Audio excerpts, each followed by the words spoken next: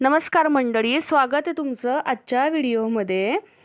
तर दिनांक 8/2/2026 या दिवशी गजानन महाराज प्रकट दिन. तर या दिवशी प्रत्येकाची इच्छा असते की आपण काहीतरी पूजा अर्चा उपासना करावी, कारण प्रत्येकाच्या आयुष्यामध्ये अडचणी संकटे असतातच. परंतु वेळेअभावी इच्छा असून देखील आपल्याला पाहिजे तशी सेवा देवाची करता येत नाहीये, पूजा करता येत नाहीये.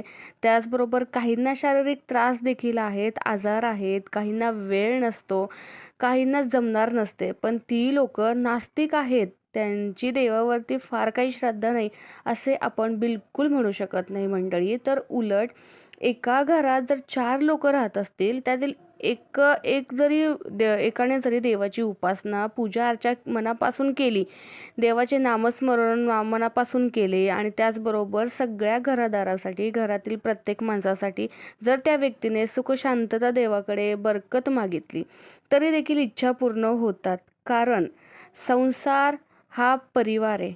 परिवार हा एकमेकांमुळे, एकमेकांच्या ऋणानुबंधांमुळे होत असतो.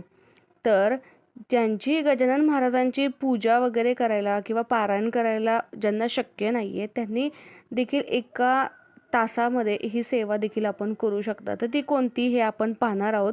पण त्याआधी ह्या व्हिडिओला नक्की कोठेही स्किप न करता नक्की पहा.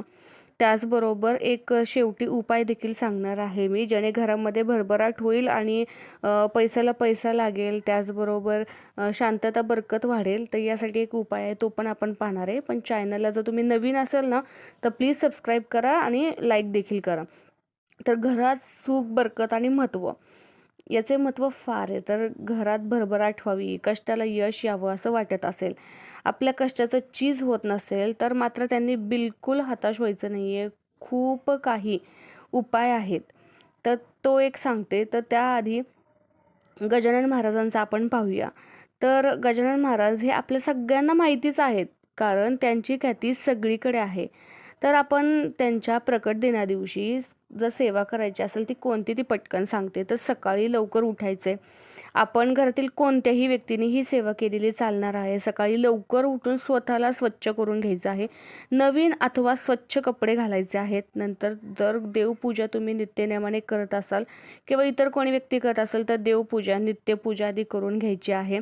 जर तुम्ही देव्हाऱ्यासमोरच मांडणार असाल तर ठीक, जर वेगळी पूजा मांडणार असाल तर ती पटकन होते. तर एक चौरंग घ्यायचा आहे, त्या चौरंगाखाली मात्र रांगोळी काढायची आहे, स्वस्तिक काढायचं, त्याच्यावरती हळद, कुंकू, अक्षदा आणि फूल कंपल्सरी व्हायचं आहे आणि मगच त्याच्यावरती चौरंग ठेवायचा आहे. त्याचं कारण असं की जेव्हा तुम्ही चौरंगाखाली स्वस्तिक काढता तेव्हा त्या वास्तूची पूजा करता, कारण त्या वास्तूवरती आपण आपले देव बसवणार आहोत. तर आधी वास्तूला आपण आमंत्रण करत असतो. तर त्याच्यानंतर चौरंग ठेवला, चौरंगावरती लाल वस्त्र टाकायचं आहे. लाल वस्त्र टाकल्यानंतर जर तुमच्या घरामध्ये महाराजांचा, गजानन महाराजांचा फोटो असेल, मूर्ती असेल, जे काही असेल ते ठेवायचं आहे. जर ते नसेल हरकत नाही, आपण गजानन महाराजांचा त्या जागी विजय ग्रंथ असेल तर तोही ठेवू शकता.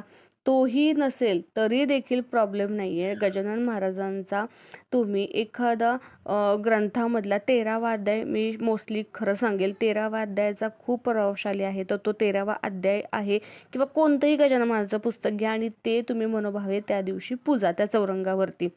जर फोटो मूर्ती नसेल तर तो 13वा अध्याय मी काय केलं होतं, मी स्वतः उपाय केला होता.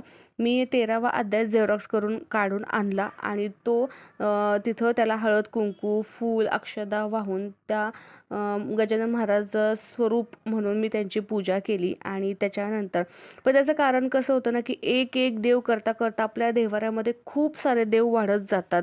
देव्हाऱ्यावरती, भिंतीवरती सगळीकडे देव वाढत जातात आणि त्यांची नित्यनेमाने पूजा पण झाली पाहिजे. प्रत्येकाचे कुलाचार, कुलधर्म, देवाचे वार, तिथी, प्रकट दिन खूप असतं.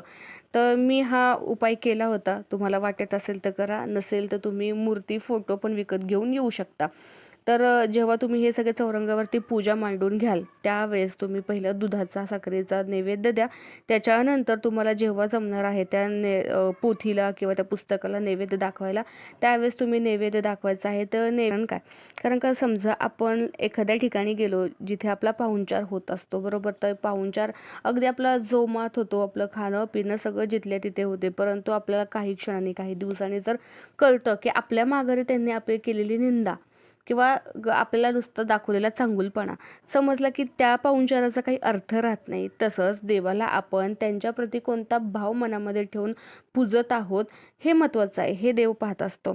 तर पूजा करून झाली, 13वा अध्याय तुम्ही पठण करायचा आहे. मंडळी, सगळ्या ग्रंथांमध्ये 13वा अध्याय हा अडीअडचण, मुलांचे जे काही प्रॉब्लेम असतील, घरातील वाद, शारीरिक त्रास, व्याधी इत्यादींवर हा 13वा अध्याय फार प्रभावशाली आहे. तुम्ही इतर वेळी देखील रोज म्हटलं तरी हा 13वा अध्यायचं पठण करू शकता.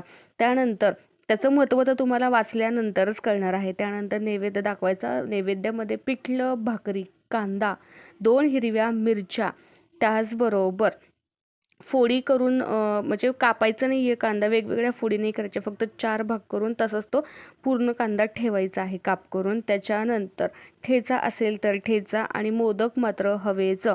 जर अगदीच शक्य नाही आहे मोदक करणं तर गोड शिरा तुम्ही दाखवू शकता. पुरणपोळी तर उत्तमच आहे, सर्वगुण संपन्न नैवेद्य आहे तो. अशा प्रकारे नैवेद्य अर्पण करायचा. त्यानंतर एक गोष्ट आवर्जून करा, जेव्हा अशा कोणत्या पवित्र दिवशी तुम्ही पूर्ण श्रद्धा ठेवून पूजा करता, मांडता, तुमचा भाव ठेवता, अशा वेळी आवर्जून म्हणजे घरी आपल्या भगवंताला येणेच आहे. पण भगवंताची किमया आपल्या मानवजातीला सहजासहजी उमगणे शक्य नाही आहे.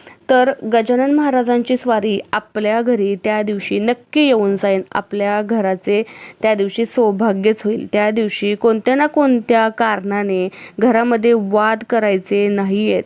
त्या दिवशी लवकर उठायचे आहे, दाराबाहेर रांगोळी काढून घ्यायची आहे, गोमूत्र अथवा गुलाब पाणी असेल तर ते शिंपडायचं आहे, फरशी पुसून घ्यायची आहे, उंबऱ्यामध्ये दारात लेपन अवश्य करायचं आहे. तर एक महत्त्वाची गोष्ट, हे सगळं झालं तर त्याच्या समारोप त्याचा आरती करून करायचा आहे. आणि एक शेवटी उपाय सांगणार होते तुम्हाला, तो म्हणजे की ह्या दिवशी तुम्ही एक गोष्ट महत्त्वाची करा.